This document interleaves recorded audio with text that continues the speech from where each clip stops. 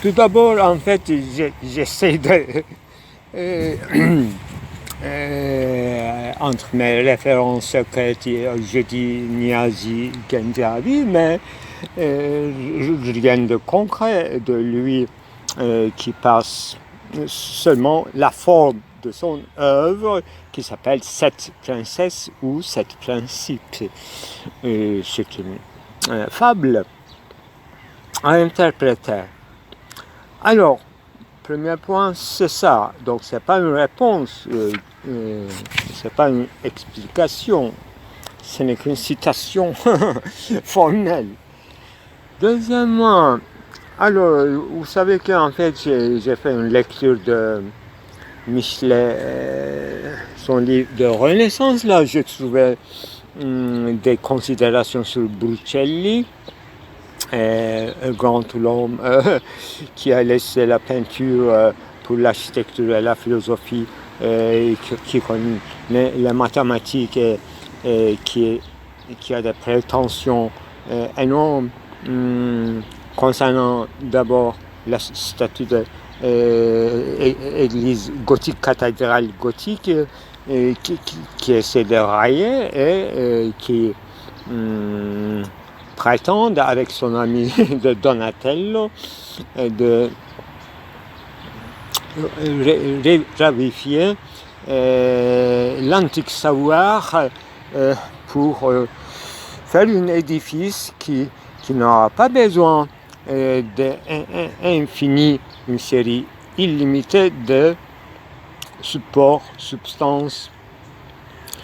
Peut-être que des cercles à l'intérieur des carrés, jusqu'à l'infini, qui a besoin, qui nécessite toujours d'entretenir, qui occasionne une classe de maçonnerie qui passe de père au fils, donc une classe à part, qui va jusqu'à l'infini, mais qui ne sert à rien. C'est la condition de finitude, etc. Mais Michelet donne des informations sans être très spécialiste lui-même non plus, pour un peu ridiculiser les chiffres sacrés de ces cathédrales gothiques, et surtout sur le chiffre de 7. Effectivement, 7, 8, rapport de 7, 8 m'intéresse. Moi, je vais vous montrer le photographe de cette citation très amusante de Michelet. Mais mon propos, alors, ces cercles carrés, même 2 carrés à l'intérieur du cercle, ça fait quand même figure islamique et selçukite qui nous donnerait 8 points et qu'on peut prolonger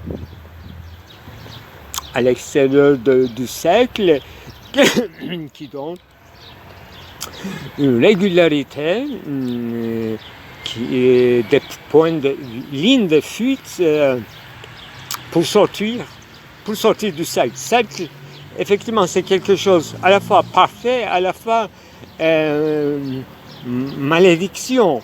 C'est un cercle vicieux qu'on n'en sort pas, on tourne en rond. Mon propos, c'est ça. Donc, le problème de 2 carrés à l'intérieur d'un même cercle, est grande quand même invention de l'islam, de l'architecture islam, du symbolisme islam, qui nous donne le chiffre 8 pour sortir du cercle ou pour aller à l'infini. Il y a 8 points qui correspondent à quelque chose sûrement de manière qualitative, objective, spirituelle, comme vous voulez. Le symbolisme doit travailler de manière élastique et sur plusieurs niveaux. Moi, je ne suis pas d'accord, je préfère 7. Pourquoi? Alors, Avec Michelet aussi, on n'est pas d'accord sur ce point de fétichisme de 7.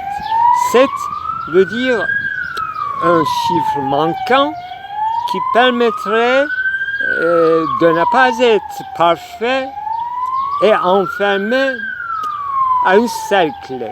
Donc une défiance dans le cercle avec l'intervention des carrés qui sont des dramatisations humaines ou conditions de finitude, donc espacement dans le temps, des distances à parcourir, même entre les corps célestes, qui ne sont pas tout à fait parfaits parce qu'ils sont en mouvement. C'est ça mon point de départ que je vois maintenant, après des années, plus clair. Et ce matin, je travaillais quand même sur cette mon grande œuvre mathématique, j'ai réfléchi. Mais il y a 2 jours, donc 4 juin, j'ai écrit ceci. Je veux vous dire à peu près, mais j'écris encore d'une manière musicale. C'est écrit, le titre écrit musical. Chaînon manquant. Donc il faut qu'il y ait quelque chose qui manque dans le cercle pour qu'il y ait un mouvement, un drame. Que j'ai bien dessiné, je vais vous montrer les photos. À l'intérieur du cercle, il n'y a pas une parfaite carré, mais il y a une carré structuraliste, disons, un rectangle structuraliste en mouvement qui comprend toute astuce de grammaire, c'est-à-dire actif, passif, substantif, adjectif, nom, disons. C'est comme faisait grand travail de Roland Barthes sur Ignace de Loyola en ce qui concerne initiation monastique de transformare, formare, transformare, deformare, reformare. Voilà, 4. Le 4 structuraliste, c'était à peu près ça, depuis ma thèse de master. Donc j'ai fait dans l'année 1986. J'ai fait lecture, écrit musical. Chaînon manquant, 4 plus 4 superposé, ça fait 8. Immobile. Le principe moteur, c'est le 7, dont l'un manquant. Attendu, en horizon. Ce que j'appelle le boucle, ou le point d'ancrage avec Lacan, depuis ma thèse de master. Je renvoie à Lacan et Lévi-Strauss. Sinon, le Hoffnung, l'espoir kantien, système ouvert de Kant, parce que l'idée n'est pas au sens platonicien, mais au sens kantien, qui ne ferme pas son système. Hoffnung kantien, espoir, progrès, l'idée de progrès, espoir, Hosmi, paulinien, mais je me demande si c'est fermé ou ouvert, un système fermé ou ouvert. Saint-Paul, Hosmi, comme non, faire comme non. Sinon, le monde va se renfermer sur nous. Il faut dire non au monde, donc au cercle. C'est la seule chance. Négation du soi. Moi comme non. Hosmi. Et ceci est découvert par Goethe. Moi, j'ai découvert ceci. J'ai inventé plutôt. Je me demande si Goethe, il est au courant. Dans le nom crypté de Méphistophèles. Donc, j'ai fait grandes études sur Faust. Et rapport de diable, contrat avec diable, qui me paraissait infantile, qualifié. Mais il y a une crypte dans le nom de Méphistophèles qui n'est qu'un Aristote à l'envers.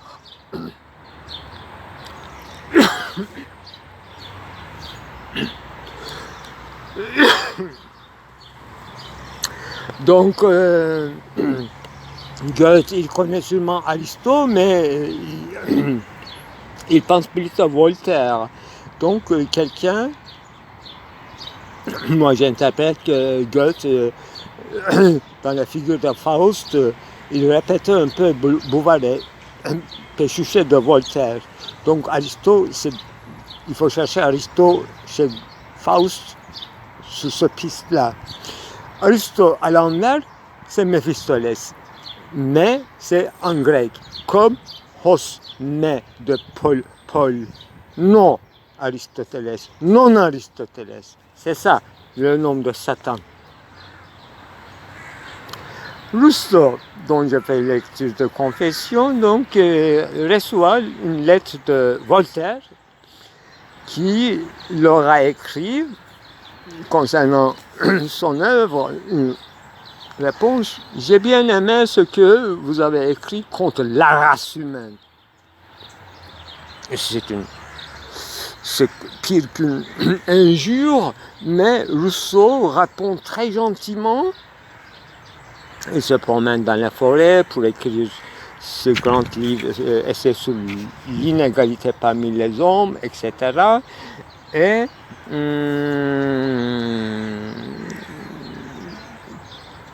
Rousseau interprète l'œuvre de Voltaire interprète l'œuvre de Rousseau comme quelque chose, un pamphlet contre la race humaine. Il aura sûrement ri, mais il fait comme non. Il répond comme si il n'y a aucune injure. Donc, il y a une diabolique déchiffrée chez Rousseau par Voltaire. Donc, Rousseau a plusieurs enfants qui est délaissés dans les orphelinats. C'est ça. C'est son contrarié avec la race humaine. Donc, Rousseau, il était extrêmement gentil dans ses lettres. Ceci dit, la cause manquante dans mon siècle, ou bien la chaîne manquante, je disais, chaînon manquant. Ça, comment on peut interpréter cela? Moi, chez Aristote, dans l'éthique nicomaque et dans la métaphysique, je trouve une très hardie thèse, très courageuse, qui est restée quand même non développée chez Aristote, c'est energia, donc effectuation affective, un travail, un œuvrement fondamental qui aura précédé le dynamisme dans les affaires humaines, dans la temporalité humaine. On avait commencé en posant question ce matin, quel est le temps humain, à la différence du temps cosmique que nous ne connaissons pas encore.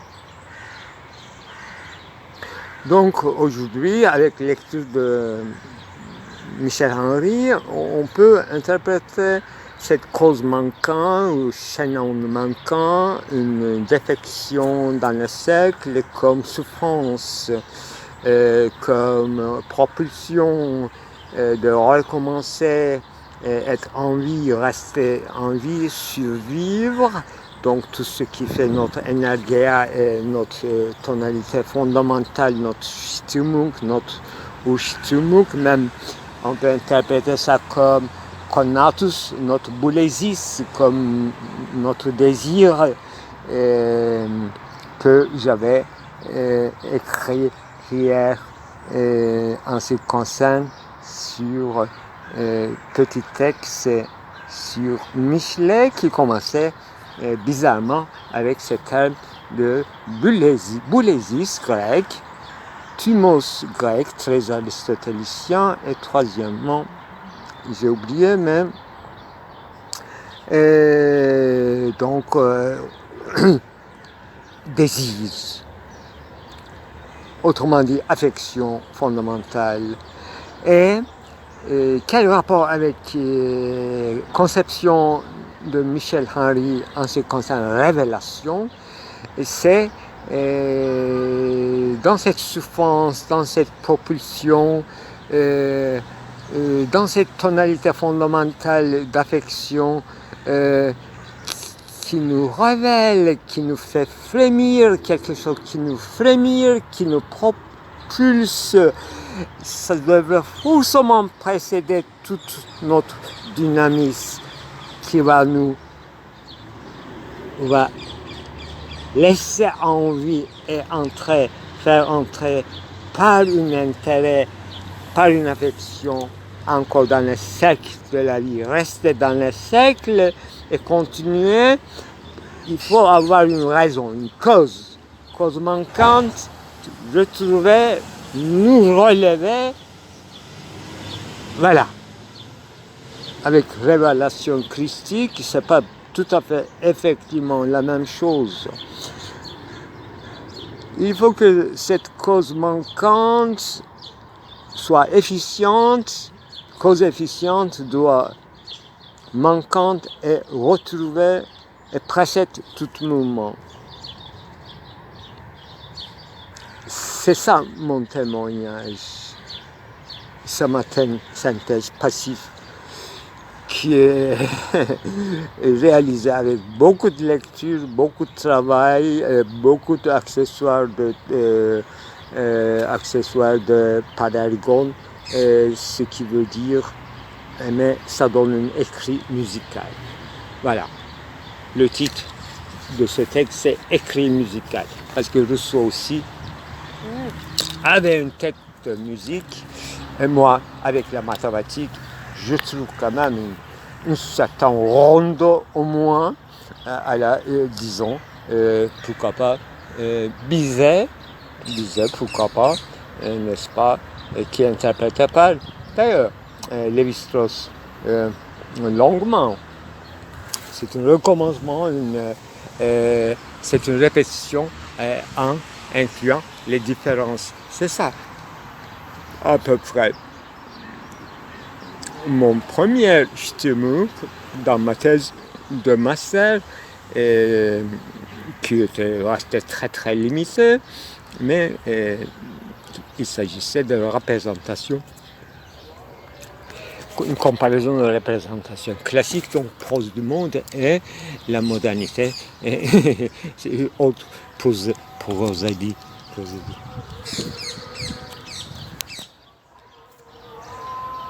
Voilà aujourd'hui.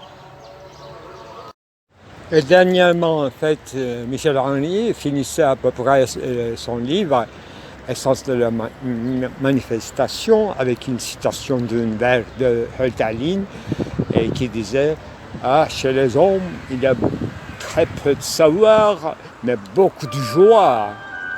Effectivement, en ce qui concerne ce concept paulinien, osmé, Aristoteles devient Méphistophélès. Et effectivement, moi-même, j'ai dit osmi en anglais, et comme moi, effectivement, et comme je m'appelle Mélie, et alors il faut trouver un jeu de mots pour à l'absence de savoir, une petite joie. Mon nom, dès lors, s'appelle Melich. Comme Goethe disait, mehr Licht, un peu plus de lumière. Alors, moi, j'obscurcis encore plus c'est non-lumière. Mon nom, c'est Héraclite l'obscur. Mais light. Mais light. Voilà mon nom prénom, dernièrement, révélation, après 30 années, véritable sens, signification, révèle dans ce jardin. Il faut que j'y aille au tombeau quand même de mon père qui est dans la proximité, à Eden-la-Chapelle.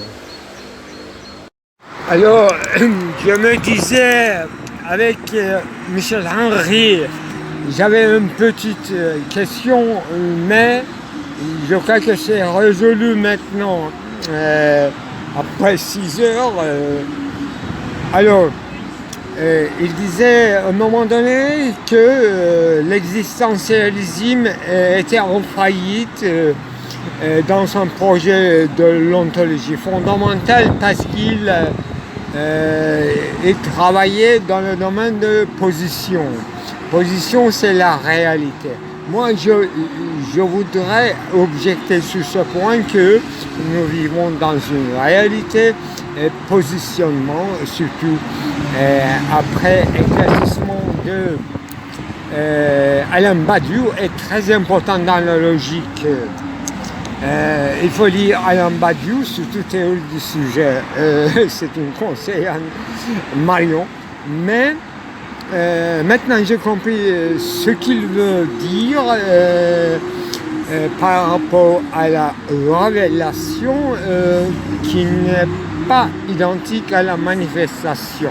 Manifestation, c'est ce qui peut être pêle-mêle de la vie, c'est-à-dire ce que la vie, c'est-à-dire concours de circonstances ou grande distribution de la justice injuste duquel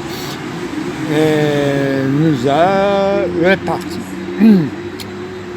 C'est pas si simple que ça, mais imaginons que nous, enfin moi aussi, j'accepte que nous ne sommes pas des égaux. Égalité n'existe pas, mais dans le positionnement, c'est-à-dire de naissance, de positionnement, situation, c'est ça. Mais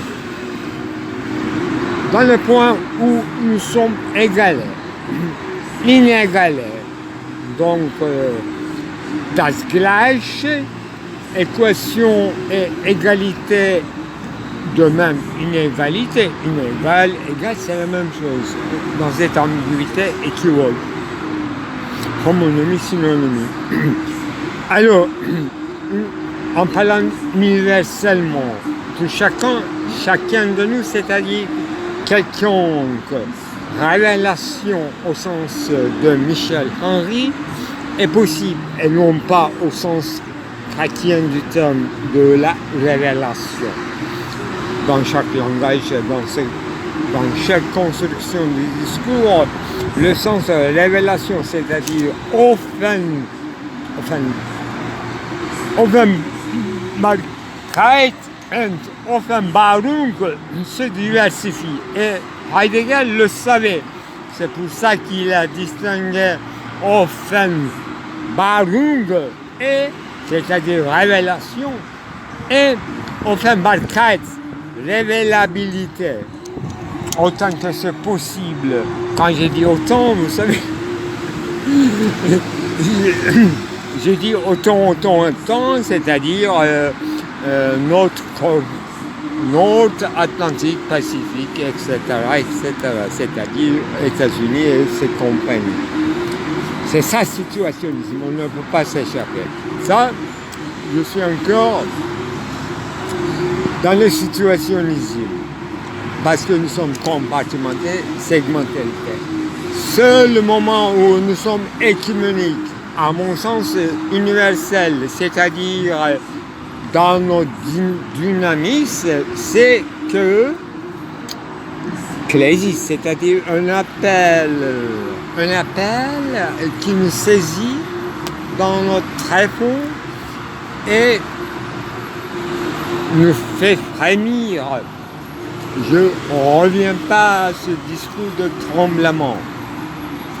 Peut-être froideur, frémissement, froideur, autre chose. Je ne peux pas savoir les affections, des tonalités fondamentales peuvent se différer, mais Urstimmung, c'est pareil, universel. Donc, acceptons ceci. Et Dasein, ce n'est qu'un positionnement, n'oublions pas. Ce n'est pas une ontologie fondamentale, mais c'est une préparation.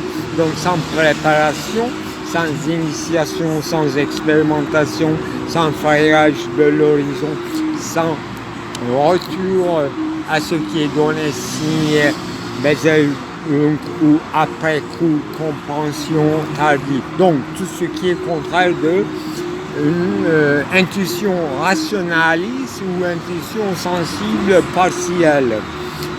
Tout va ensemble. Il faut accepter ceci. Une mixité existe. Et moi, effectivement, j'ai conclu tout à l'heure, c'est-à-dire après-midi, maintenant le soir, que une révélation, une ouverture, une éclosion, une révélation, voilà, au sens séculaire du terme, je ne sais pas, parce que nous sommes devenus Dieu, autant précieux, précède nos dynamiques, c'est-à-dire toute la donnée naturelle. Ça dépasse. Si nous supportons, oui, au sens deleuzienne du terme, c'est-à-dire dès que la vie au sens qui englobe tout ce qu'on a dit depuis ce matin, si nous dépasse, nous sommes morts, nous sommes écrasés. Si ça nous enrichit, nous sommes dans un autre état. Par rapport à Ignace de Loyola, on disait former, Bildung, eh bien se transformer. Très bien, deuxième étape. Eh bien se corrompre, décomposer, n'est-ce pas, dans une ode de fraternité, fratrie, disons, n'importe quelle ode, communauté, société, ça nous, quoi, désagrège. Donc, disciple, maître, ode, la loi, maître de conscience, n'importe quoi. Tout est possible, on a eu tout et on va voir les pires encore. Mais ce qui est important, c'est saisie immédiate et après coup.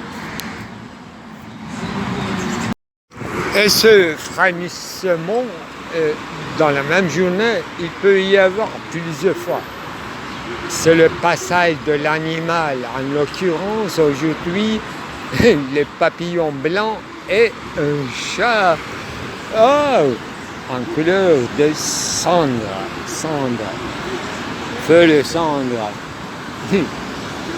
Elle est femelle, elle-même, moi je l'aime, on s'habite très loin, eh bien ça m'a fait parler, c'est-à-dire concernant le positionnement, un animal ou un homme animal, une femme animale, c'est positionné, encastré, je veux dire clôtré, close, n'importe quoi.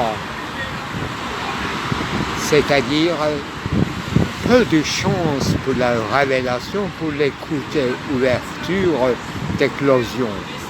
Mais un animal s'ouvre spontanément si tu dis donc le temps de tranquillité et la sécurité,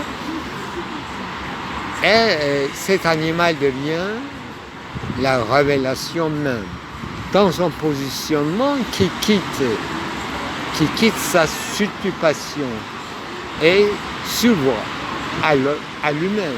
Et l'humain s'ouvre à l'animal, c'est ça la révélation pour moi. le palais de Boucolion.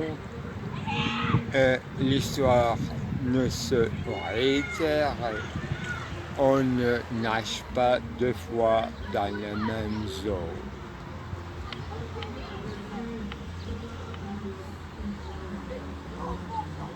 Le pouvoir est ailleurs.